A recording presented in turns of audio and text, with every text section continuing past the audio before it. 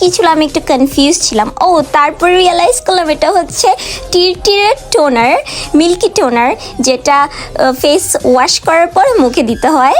তারপরে এটা আবার কি, ও আরেকটা আই ক্রিম। আমি রিয়েলাইজ করি নাই যে আমি সব কিছু 2 টাইমস অর্ডার করছি। তারপরে দেখা যাক আর কি কি আছে। ও আরেকটা সানস্ক্রিন। আমি যে কয়টা করে অর্ডার করেছি। মেয়েদের একটাই সমস্যা, আমরা যখন অর্ডার করি মানে সব কিছু একসাথে অর্ডার করে ফেলতে ইচ্ছে করে।